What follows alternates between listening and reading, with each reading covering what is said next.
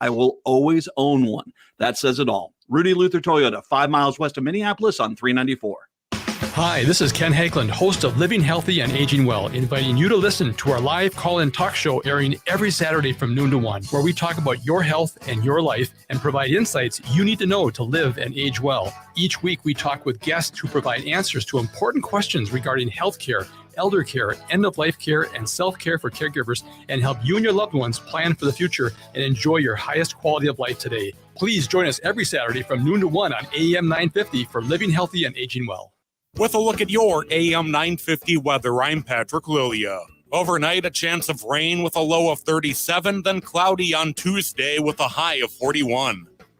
Make this holiday season extra magical with an Eat Local Minnesota restaurant or food purveyor. Perfect for all occasions from family to friends to work gatherings. Visit eatlocalminnesota.com to see the list of restaurants and food purveyors.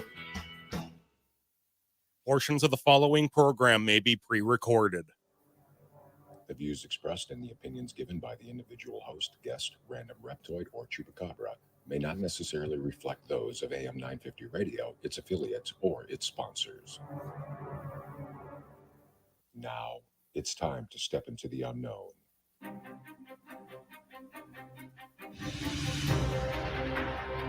There are things people experience but never talk about. A shadow moving in the corner, flickering of the lights, a disembodied voice. We invite you to talk with us. Share your story, share your experience, because this isn't just your story.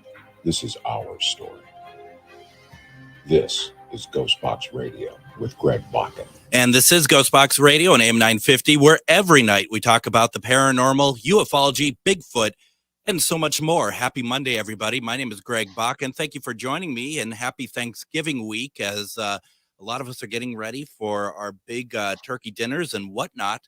If you don't celebrate Thanksgiving, I'm hoping that you're able to spend time with families and friends because it's a fun time. I love this time of November in general. So I have to tell you something I didn't realize that they still exist. I teach a class every Monday about the paranormal. I do that with Char Savoy, who you may have heard on such programs as this one. And I needed to get gas for my truck, and we were running a little late with class, and I get over, and I'm in Anoka, and I go to the Sinclair there, and I've never been to a Sinclair before. It's the gas station with the dinosaur on it, and I'll tell you, I get pull up, and this young man is just like right there. And I'm like, "Can I help you?" And he's just like, "Do you want me to fill it up?" And I didn't understand that because I was like, I mean, I haven't heard of that in years and years. I'm like, you want what? You want me to, what do you want? And he's like, you want me to fill it up? I'm like, oh, okay. That's what we're doing here. Yeah, sure. I didn't know you existed. And they were actually closed when I showed up. So they were actually giving me gas, and they were kind of staying open for me. I really felt like I had no idea what I was doing, quite frankly, showing up at the gas station when they're closed. They're filling up my tank. I mean, to the point I had no idea what to do, where I'm at the end, I'm like, do you need a tip? I mean, I don't know how to even handle these situations. You know, for those who know me, I'm awkward to begin with. But even in situations like this, I really have no idea what to do. And he just looks at me and he's like, no. I mean, it was, as you could tell, it was a very stellar conversation. But thank you to them anyway for filling up the gas tank and putting up with my weirdness, like everyone else has to, unfortunately. As we're into Monday, we thought we'd start with a light conversation about true crime in Minnesota. And the true crime part of it is that, first of all, I think when a lot of people think about true crime, like we had Jeff Mudgett on talk about H.H. Holmes, we think about the big situations. But the thing that I find very interesting about what we're talking about tonight is, as you all know, you listen to my show, we talk about stuff like demonology, we talk about possession, we talk about things like that. And what is fun about listening to that stuff is that it could happen to, for some of you may listen to it and may not think it's real at all. And you're just like, well, this is interesting to listen to. It's not real anyway, so who cares? This stuff that we're talking about tonight is scarier to me than anything demonology, because this is really something when you have no idea what's going to happen. When you stop somewhere or a police officer stops you, and I'm not trying to do like a defund the police sort of thing or anything like that. I'm just talking about cases that have happened in the past where there's somebody crooked in every sort of line of work. It doesn't matter. And somebody eventually gets killed. And that's what we're going to be talking about tonight with my guest, Joe Kistner, as we're talking about his pretty amazing podcast series, Shadows of the MidWest, which is, I'm looking about it on Apple Podcasts. I know it's I was listening to some of it on Spotify. It's all over the place. So let Joe tell us where else we can get it at. But I really wanted to bring Joe on and talk about this podcast. Joe, welcome to GhostBox Radio. Thank you, Greg. I appreciate the invitation a lot. And let me tell you, I've always admired your work, too, going back to the KCOR days. Oh, thank you. It was fun finding somebody from Minnesota to listen to on there. That was some good stuff. You've had some good interviews over the years. Oh, thank you very much. And, you got to be careful with that voice, Joe. They're going to replace me if enough people hear that voice and they're all just like, yeah, that's the voice we're looking for on AM 950. So just watch it, okay? Just watch it. I'm watching you, Joe. Joe, you and I have we've known each other for a little while now, and this is something that I think we've been talking about doing for a while and just haven't been able to get around to it. And I'm really excited to talk about it. And I feel like I'm not too far off of my comments about, number one, the idea of, that the idea of anything true crime is that we don't, it's kind of the normal becoming abnormal. It's the normal that is twisted. And sometimes we don't understand the reason why it's been twisted. And I mean, really, none of these stories come out with the victim living, right? Or missing, basically. Or missing, yeah.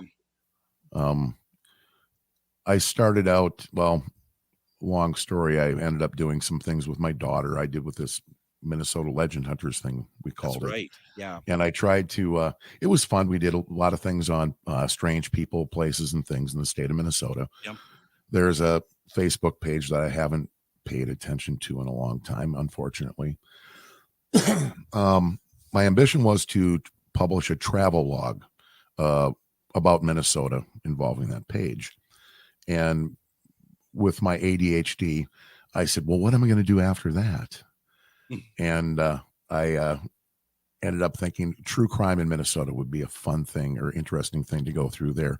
And one of the things that's always intrigued me about this stuff is missing persons cases. And missing persons cases brought me into some local stuff here. I'm out in McLeod County, a gentleman that went missing a few years ago. And that case transferred into, I've been helping a couple families from Becker County who have had missing loved ones back from mid-70s, 1975 with Milda McQuillan, and 1976 with the Russness McKay disappearance. Both of them are very intriguing in themselves. Through some of those ventures, I ended up connecting with Dr. Eric Grabowski from North Dakota, Dickinson State University, who runs a cold case web. And we thought we wanted to do something to generate interest in local things. This is a case that I discovered looking into those missing persons cases, and it intrigued me. And it's something that I thought would be something I could sum up in 2 or 3 episodes. And it turned out to be so much more. And if I may divert you for a second, I feel like that you have one chance, don't you, to kind of get it right. If you're presenting something, you kind of have like one chance. If you have all the evidence and information in front of you, you really can't skimp on it, can you? You have to really go the long haul on these stories. Well, this first season, hopefully more seasons will come of the Shadows of the Midwest. I call it Secrets of County Ditch number 5. Yep. I don't know if you want to go into it yet, but we examine a case from southern Minnesota. I found the case and figured it was pretty much a done deal. I ended up getting the case file from the BCA, which was like 940 pages. And as you go through there trying to put the story together and putting some interviews together and stuff, a lot of other stuff emerged from it. And one of the things too, I kind of pride myself in is hopefully having original research. And I want to bring you things that you haven't heard before, that hasn't been repeated on some other podcast or true crime show. And like with the missing persons cases, I can take ownership in these things because I put a lot of work and thought into those things. Yeah. Well, I mean, and that's kind of the way that anybody who's actually going to present any sort of information, right? They're going to get the facts, they're going to do whatever, or dig up new facts, and then you synthesize the information so that you can, like you said, you could literally hang your hat on it and call this is what I've come up with for my podcast. Surprisingly, though, there's a lot more successful podcasts that read newspaper articles. Oh, yeah. And it's kind of, it is what it is, I guess. It is, but it is unfair. And, there is something, I think there's something very valid about what you're saying. It feels like, because like we get to it a little bit later, the genre or whatever else, that there are favorites out there that people are listening to, which is fine, but they don't tend to always go after the other stuff. And that's where it's so hard to actually, to be able to promote yourself in a way that you're actually going to get new listeners. And the way that it works for us is like, it takes like one person that's really, socially, evolved, that can like share out what we're doing. And that makes a big difference, but it's tough. And it is really unfortunate when you do see that there are people who are, they're not putting the effort in, and your quality of work, what you consider to be acceptable, is much higher than what's out there. Well, thank you.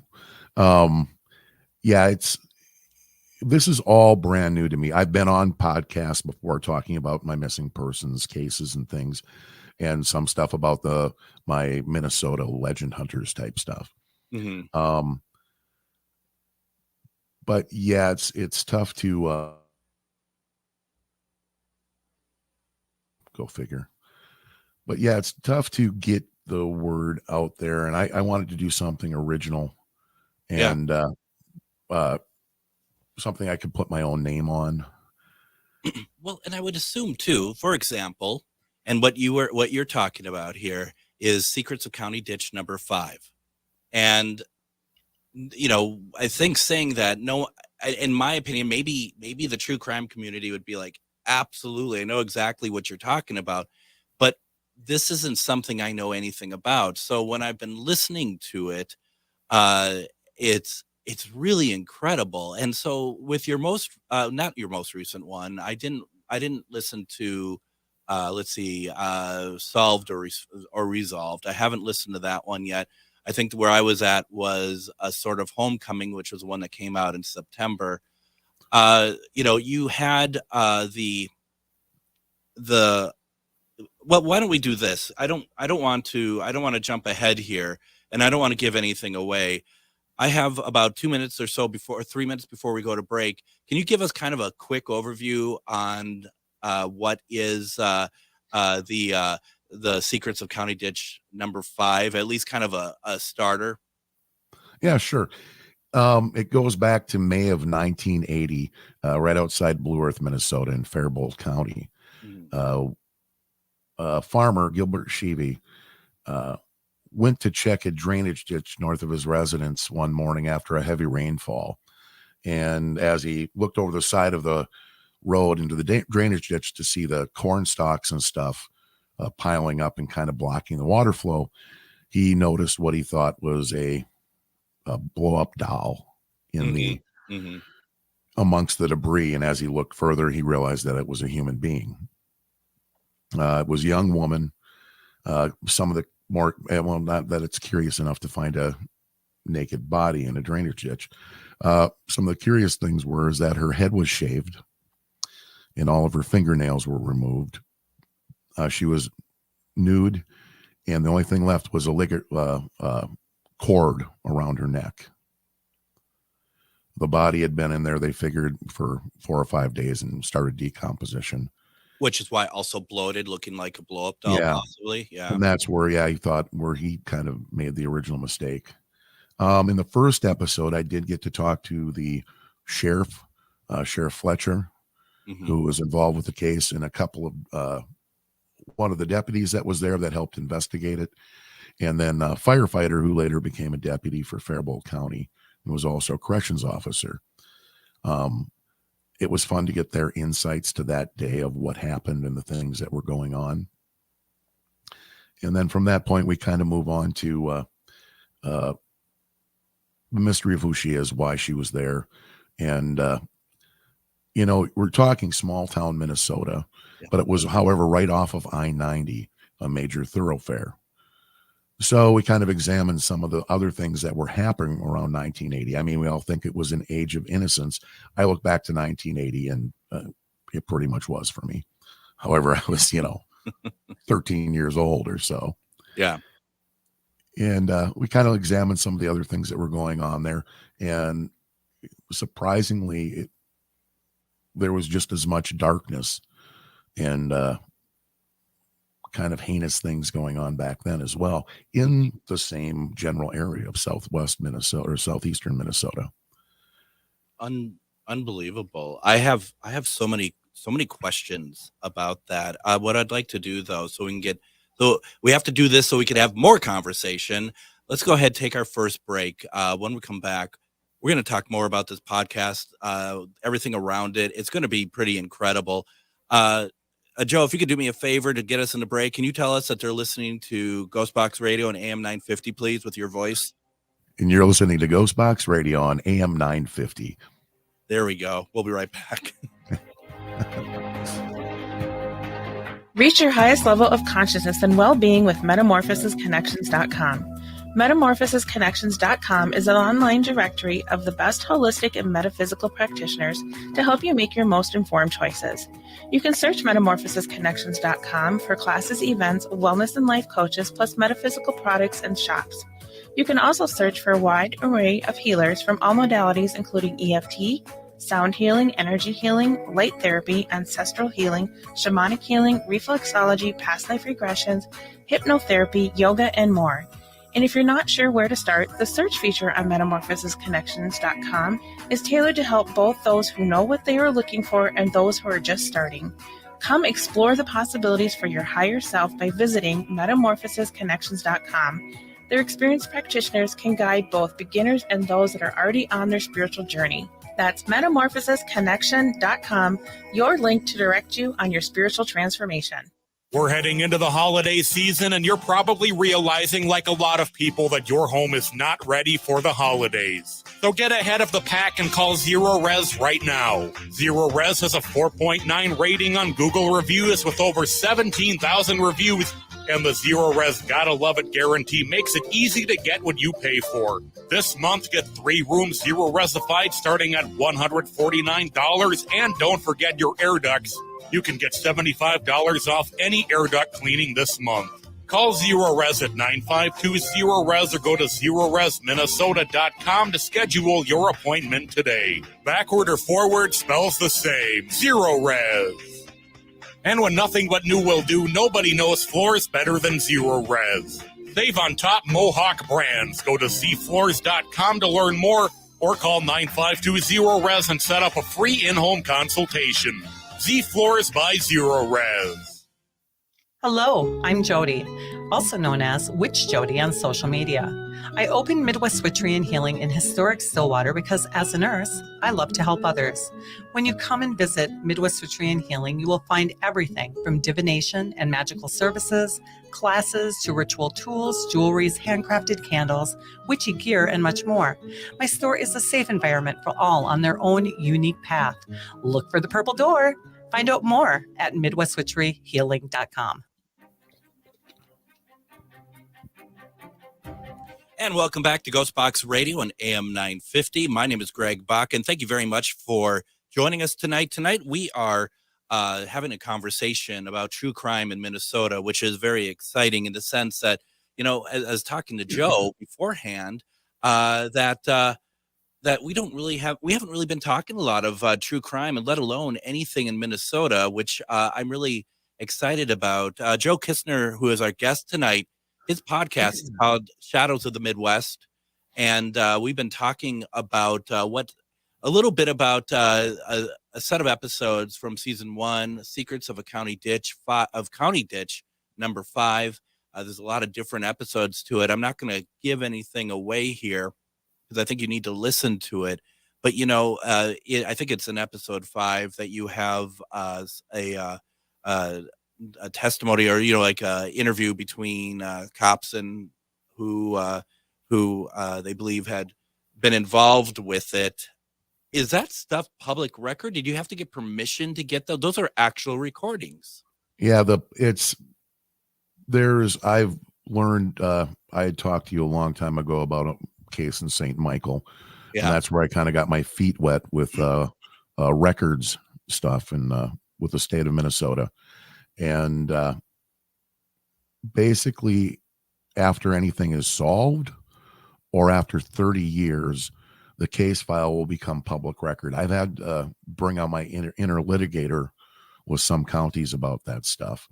You'll remember a couple years ago with the Jacob Wetterling conviction. Yeah, all the files, excuse me, for Jacob Wetterling became public, and the Wetterling family wasn't very happy with that, and they ended up petitioning and got some of those files moved to the FBI. FBI missing persons cases files, from what they've told me, never become public. So some of those files from the Wetterling file were sealed away, but otherwise they're available all to the media. And if you want to talk about a file, that one's thousands and thousands and thousands of pages long. How many? I mean, like, imagine how many leads that they had received over the 30 years. That there was open. There was, yeah. I looked through some of it, and it was some of it was unbelievable. There was, yeah, I think each volume, and I think the volumes went up to like had like 1,000 leads in them.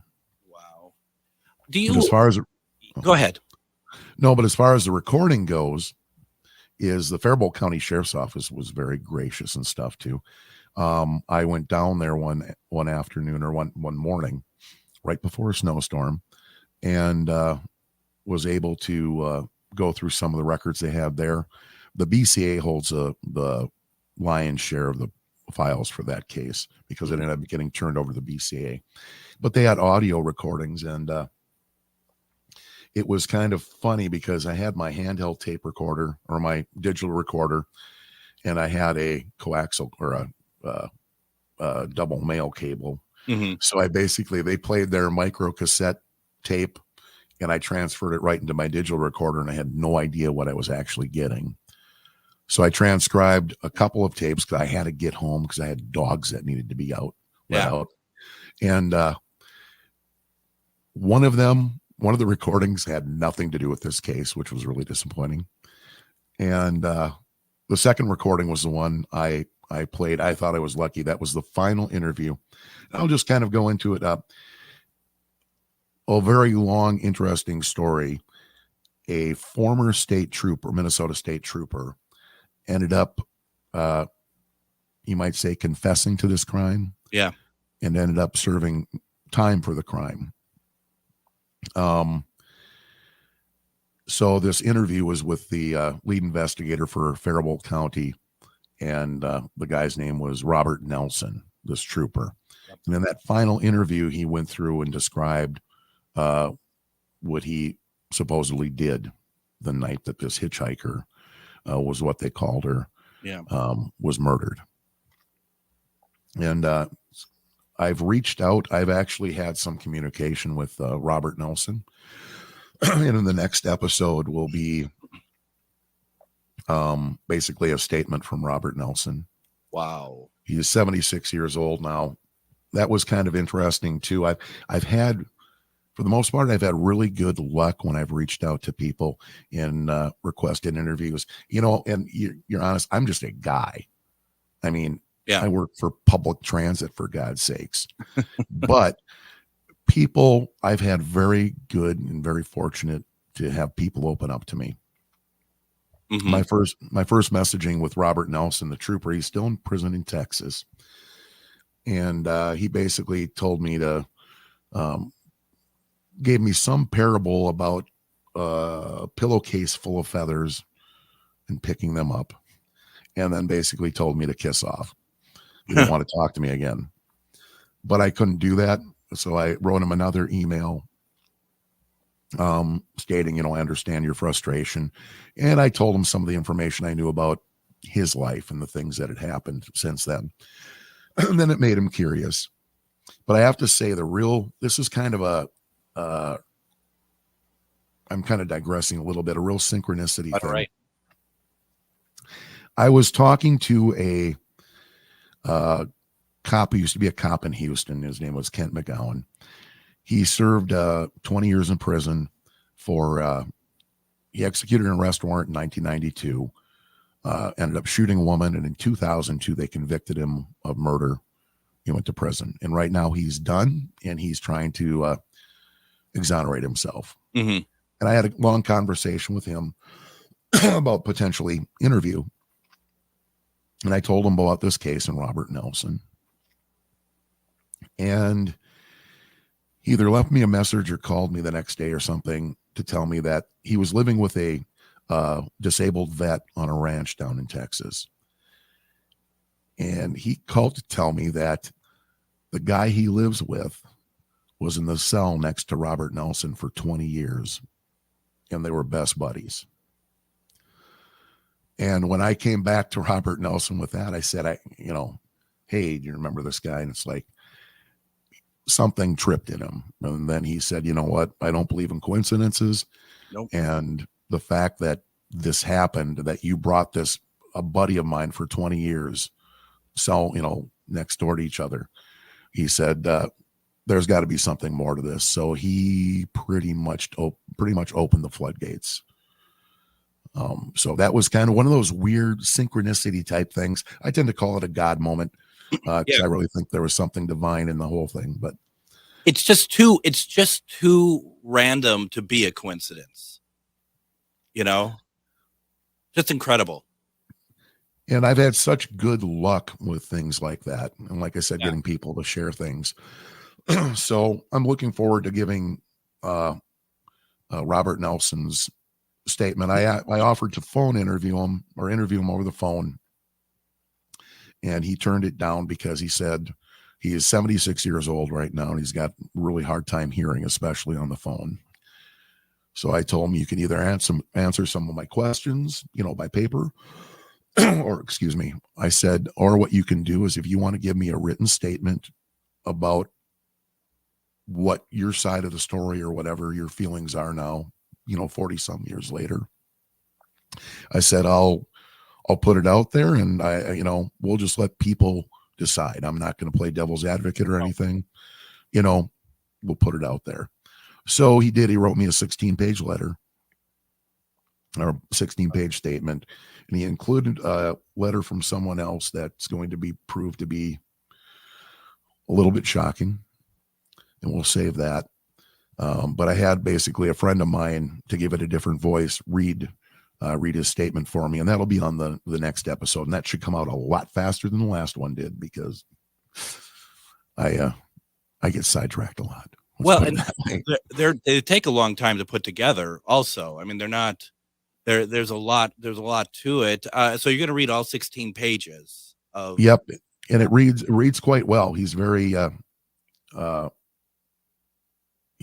very well versed. It reads It's articulate. quite well. Yeah. Articulate there. I'm not, but he is. Yeah, you are. Stop it.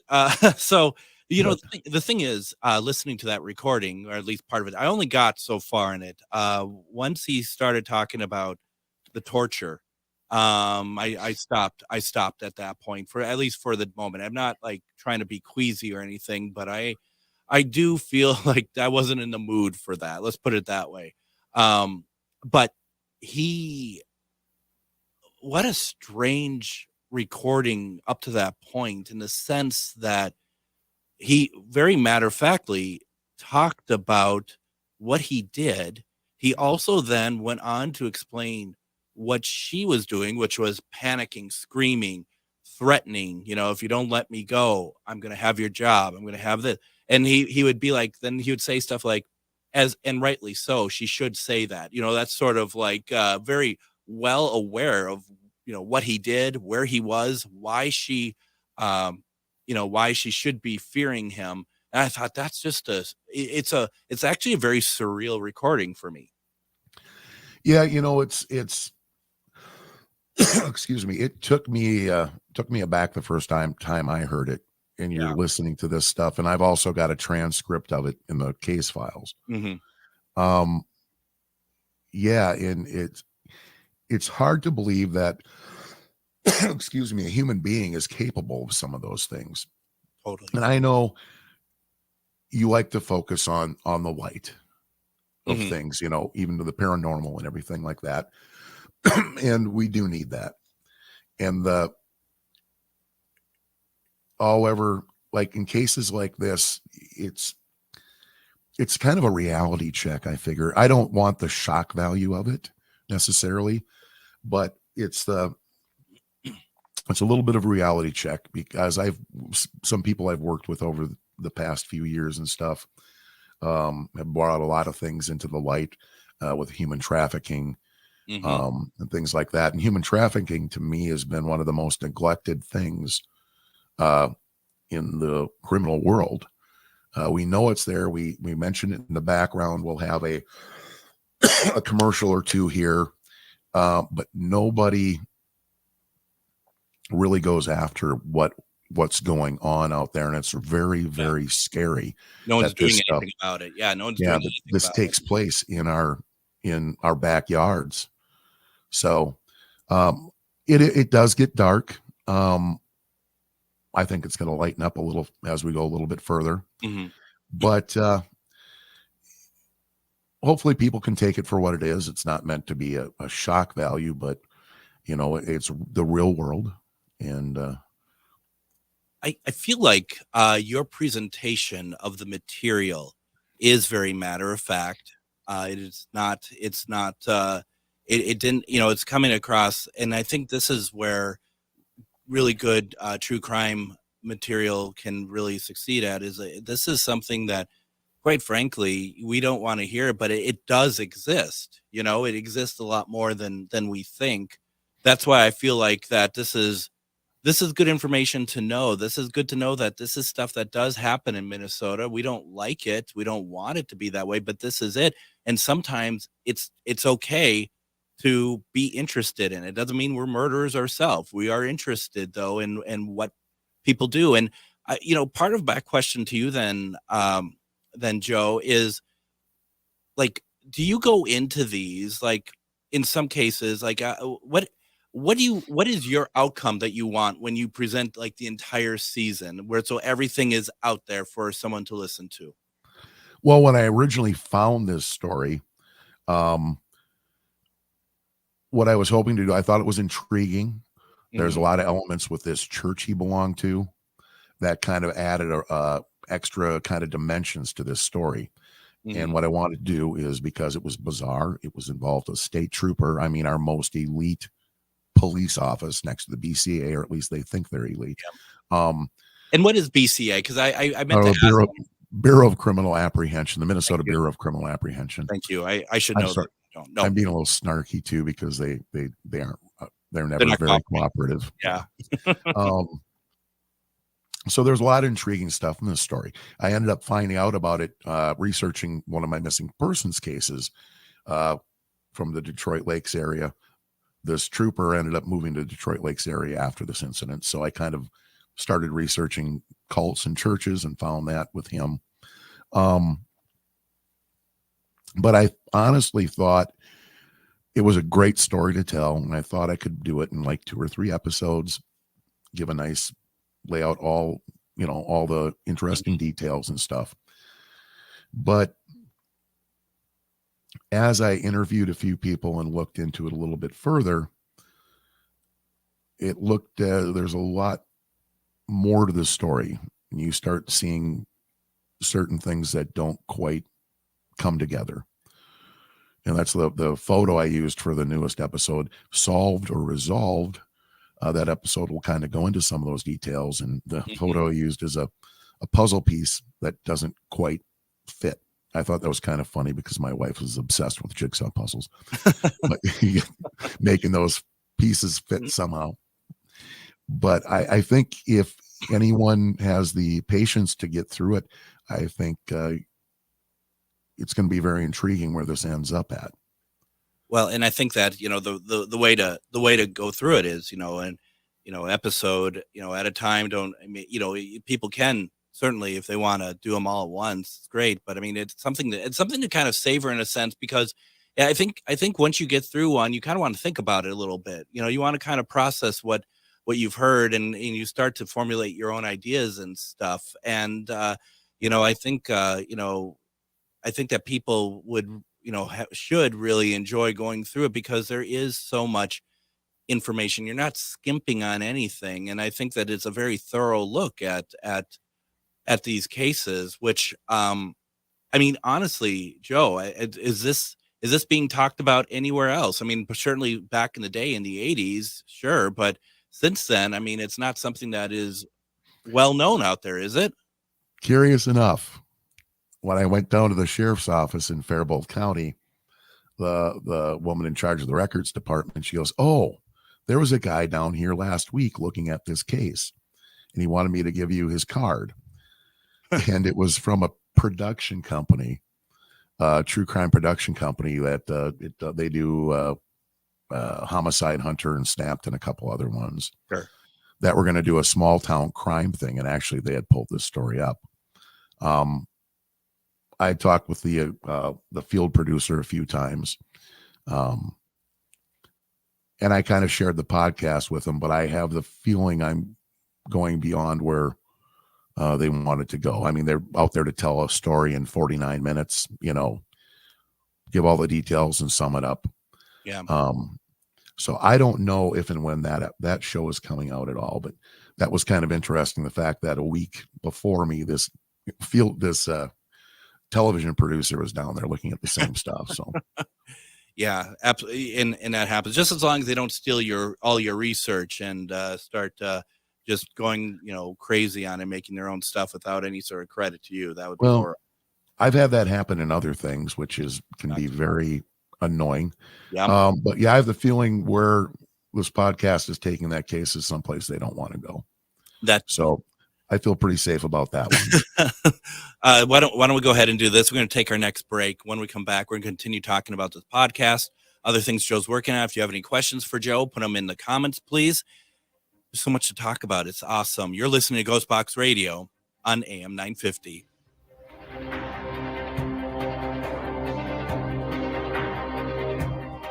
If you own a holistic or metaphysical business and are looking to expand, then you need to be listed on metamorphosisconnections.com. It's a network where you can grow with like-minded practitioners and reach new clients. Metamorphosisconnections.com is an online directory you need to list yourself and your business. Our platform makes it easy for you to create listings of your products and services, and you can also choose to list your classes, events, and so much more. Metamorphosisconnections.com helps you create weekly and monthly promotional ads targeted towards your potential clients and promotes them for you via social media and newsletter. There are clients searching for your specialty right now. Let us help them find you. Start your listing today so you can share your own unique gifts and talents by finding the level of membership that best fits your needs. Let us help you reach your clients that are searching for what you do. Visit metamorphosisconnections.com and sign up today. Feeling like people just don't get the vibrant rainbow unicorn that is your celestial essence? Have you been wondering how you stepped into this infernal, mundane timeline full of muggles, NPCs, and toilet paper shortages? Here at Magus Books and Herbs, we get you, and are staffed with real-life unicorns just waiting to help you rediscover your shine. So come explore your magical side with books, herbs, incense classes, and more at 1848 Central Avenue Northeast in Minneapolis or online at magusbooks.com. Hello, I'm Jody, also known as Witch Jody on social media. I opened MidWest Witchery and Healing in historic Stillwater because as a nurse, I love to help others. When you come and visit Midwest Witchery and Healing, you will find everything from divination and magical services, classes to ritual tools, jewelries, handcrafted candles, witchy gear, and much more. My store is a safe environment for all on their own unique path. Look for the purple door. Find out more at MidwestWitcheryHealing.com. With a look at your AM 950 weather, I'm Patrick Lilia. Overnight, a chance of rain with a low of 37, then cloudy on Tuesday with a high of 41. Make this holiday season extra magical with an Eat Local Minnesota restaurant or food purveyor. Perfect for all occasions from family to friends to work gatherings. Visit eatlocalminnesota.com to see the list of restaurants and food purveyors.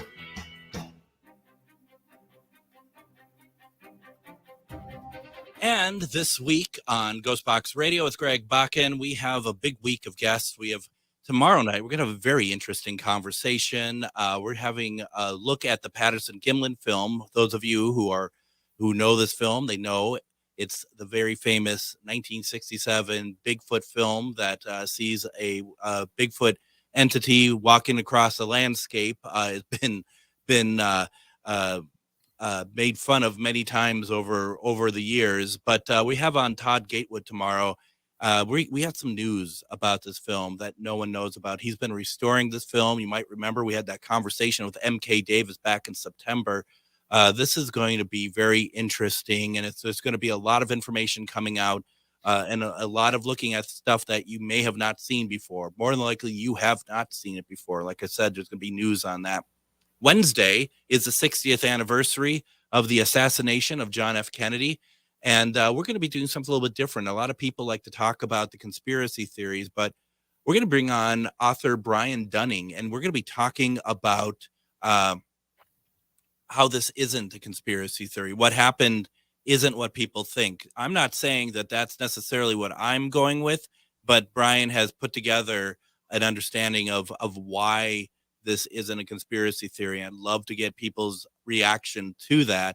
Thursday, one of my favorite programs, Doctor Who, it turned 60 as well. On the 22nd was JFK. On the 23rd in the UK was Doctor Who.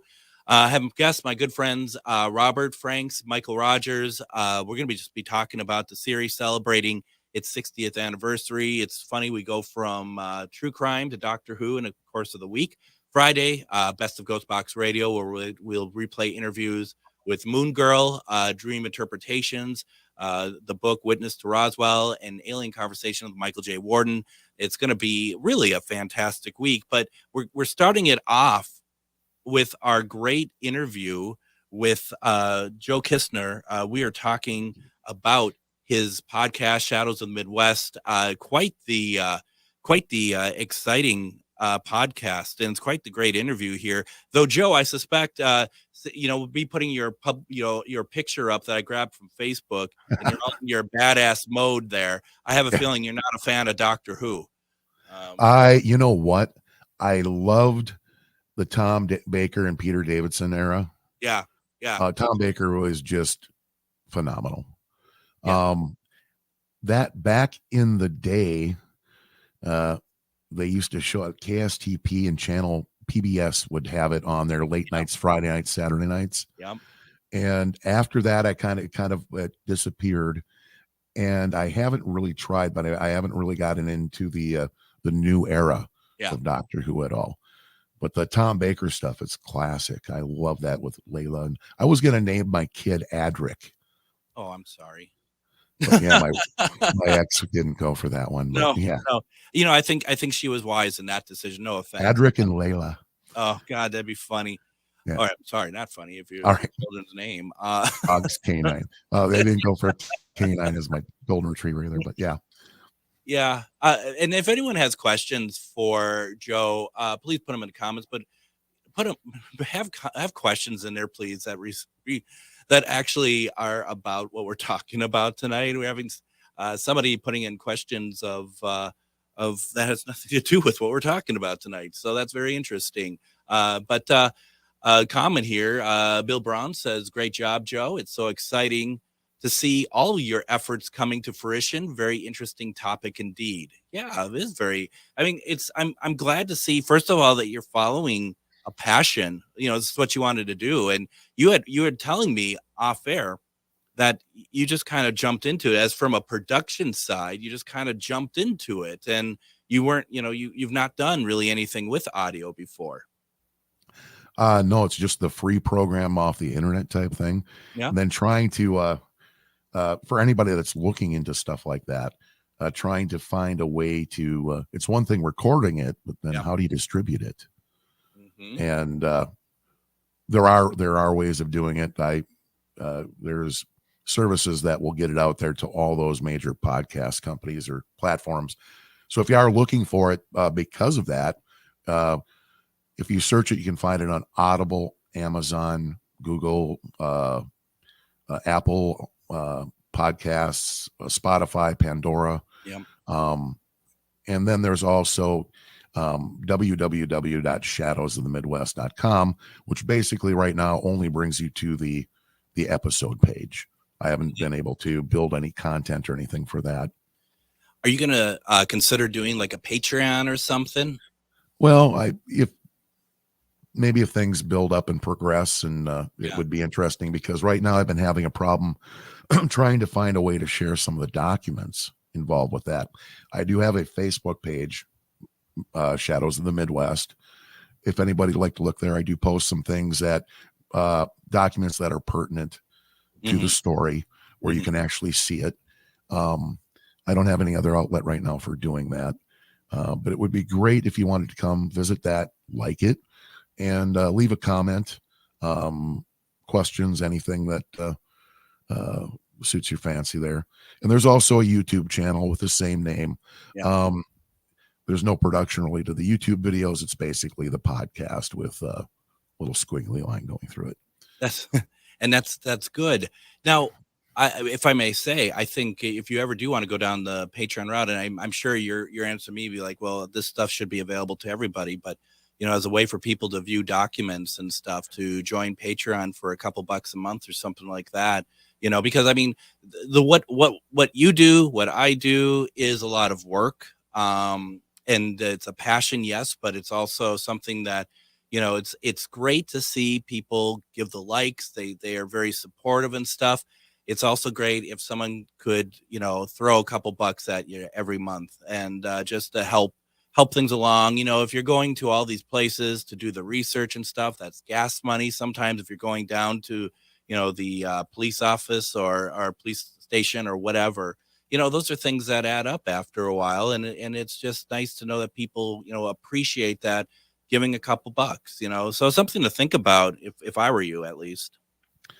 Yeah, it'd be a good way to put out documents where people could actually go and read transcripts and see the things you're referring to. Because in one of the episodes, I end up going back through, there's a lot of interview transcripts that I don't have audio for. So trying to present that, some of it's quite lengthy, that I end up presenting excerpts, and you hear this guy going, and then Bob said, but to be able to have the chance to actually read those, it's a little more impactful when you can say that this guy isn't full of crap. It's like, that's actually what it says. So that would be a nice outlet for something like that. And then to add like little bonus contents and videos. And totally. I'm hoping to do a little bit of that on the YouTube channel, just for fun. Yeah.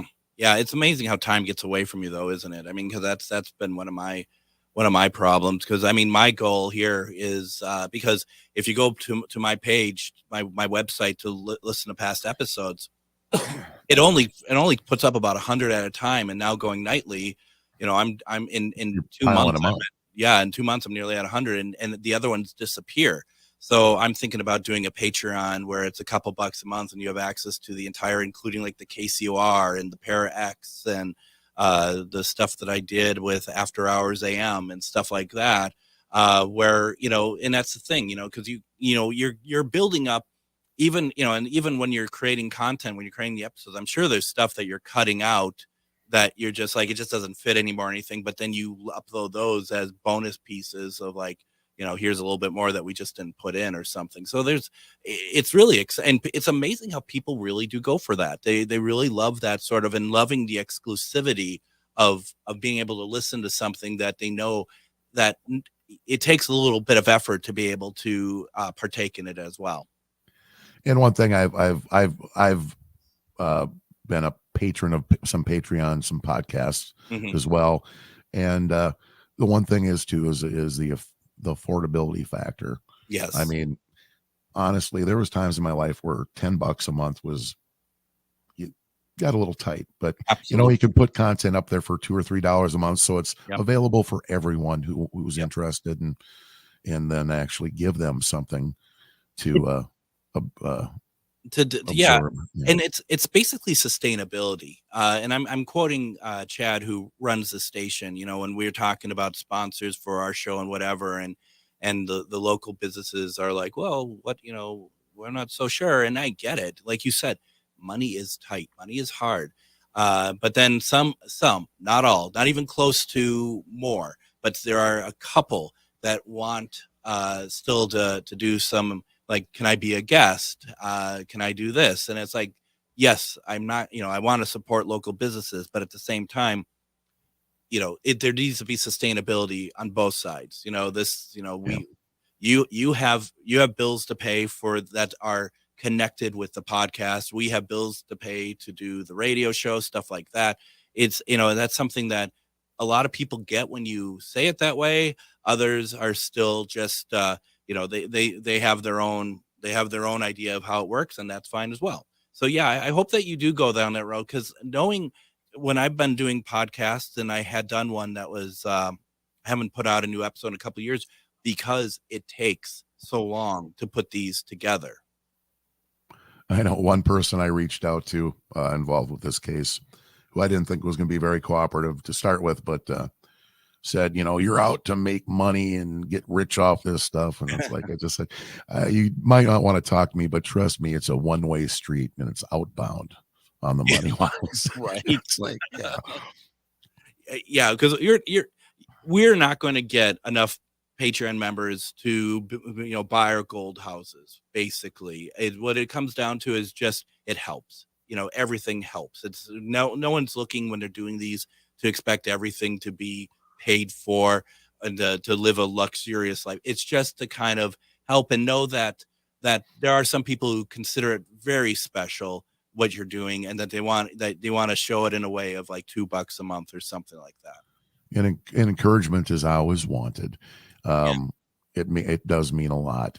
We're actually hoping that I'm trying to wrap this series up right now this season to start another podcast, maybe focused on my Minnesota Legend Hunter stuff. That's a little more strange, bizarre, and a little easier to absorb, and a little more easy to write and produce for. So, right. But we both do it for the love of it. Yeah. If you didn't love doing this, and you didn't love the topic, you didn't love talking to people, you wouldn't be here. You wouldn't have done it for all these years. Yeah. No, and, that's true. I do appreciate what you do and what you've done too. So now, are you the only person? I mean, you're the only one that's putting it all together, right? Or do you have anyone else that's helping, that's on a regular basis, like a staff or something? This is all by myself. I have been working with, like I said, Dr. Eric Grabowski from North Dakota. We're going to kind of work on some other things together, some side projects, things that we both have an interest in. But right now, the Shadows of the Midwest has been something I do in my office that I share with the cats. Your ragdoll. Oh yeah, my ragdoll. Yeah, they all got locked out of the room right now, but wise. Yeah. Wise. Oh my gosh, that's right. I haven't even asked how your ragdoll is. Mine is still a pain in the, Yeah. Oh, she's right at home, and she thinks she's a dog too, I think. So They kind of do. Yeah. They kind of do. It's pretty amazing. Once again, folks, the podcast is called Shadows of the Midwest. You can get it anywhere that podcasts are available. That also includes YouTube. As Joe said, that it's also available on YouTube as well, and then Facebook page. Once again, that's just called Shadows of the Midwest as well, right, Joe? Yep, that's correct. And if you have any questions, feel free to reach out there or through the YouTube channel or something. I'd love to get some feedback from you. That, and folks, I think you're going to really enjoy it. Joe Kistner, Shadows of the Midwest. What a great podcast. I've really enjoyed it. Thank you so much for joining me tonight. Well, thank you, Greg. I really am honored, and I appreciate you having me on. And I would really like to have you back on. We could talk about so much more. That would be fantastic. Thank you very much. And folks, we'll be back tomorrow with talking about Bigfoot. It's going to be an incredible conversation. Hopefully some big news. Everyone have a great night. It's Brad Friedman, host of the Bradcast, weeknights at 7 on AM 950, KTNF, St. Louis Park, Minneapolis, St. Paul, the progressive voice